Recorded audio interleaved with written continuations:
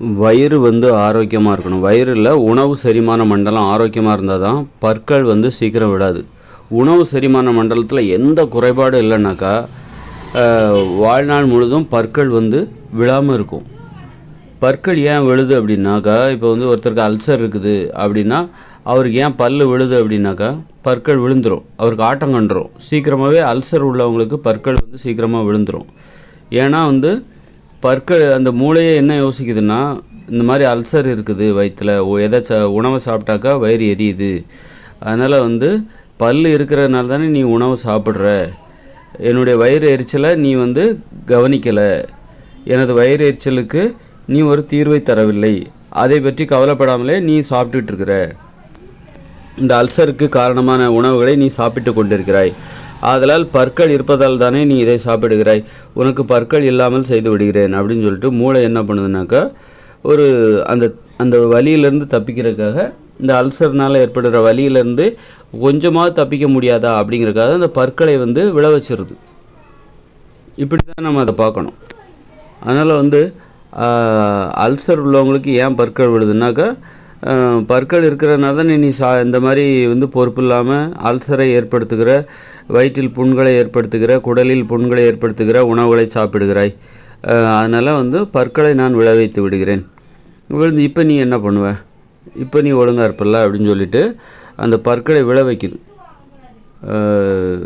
அதன் மூலம் அது தன்னை பாதுகாத்துக்கு அந்த வயிற்றெரிச்சலிருந்து தப்பித்து கொள்வதற்கு இது ஒரு வழி அப்படின்னு சொல்லிட்டு அந்த உடம்பு நம்புது.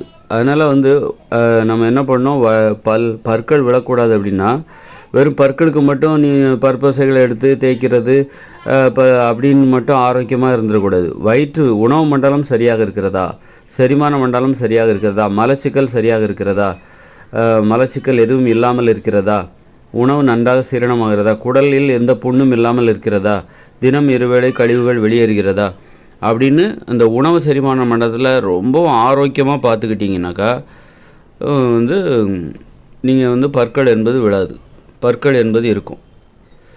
உணவு செரிமான மண்டலம் ஒழுங்காக வேலை செய்யாத போது, உணவு செரிமான மண்டலத்தில் நிறைய பிரச்சனைகள் இருக்கும்போது நீங்கள் உணவை மேலும் மேலும் சாப்பிட்டுக்கிட்டே இருக்கீங்க. இப்போ உதாரணத்துக்கு மலச்சிக்கல் இருக்குது, மலச்சிக்கலுக்கு ஒரு தீர்வை தேடாமல் மேலும் மேலும் சாப்பிட்டு கொண்டே இருக்கிறீர்கள், வயிறும் தொப்பையாக பெருசாகிட்டே இருக்குது, ஆனால் எதை பற்றியும் கவலைப்படாமல் நீங்கள் பாட்டுக்கு சாப்பிட்டுக்கிட்டே இருக்கீங்க. அப்படிங்கும்போது அந்த மூளை என்ன பண்ணுது, என்னடா இது உணவு சரியாக செரிமானமாக மாட்டேங்குது, மலச்சிக்கல் வேற ரொம்ப தீவிரமாக இருக்குது, இந்த மாதிரி நேரத்தில் உள்ள சாப்பிட்ற உணவு ஒழுங்காக வெளியே போக மாட்டேங்குது, அந்த கழிவுகள் வெளியேற மாட்டேங்குது, ஆனால் இவர் சாப்பிட்டுக்கிட்டே இருக்கிறாரு, கழிவுகள் வெளியே போக மாட்டே, அந்த கவலை எதுவும் இல்லாமல் மலச்சிக்கலுக்கு ஒரு தீர்வை தேடாமல் இவர் சாப்பிட்டு கொண்டே இருக்கிறார்.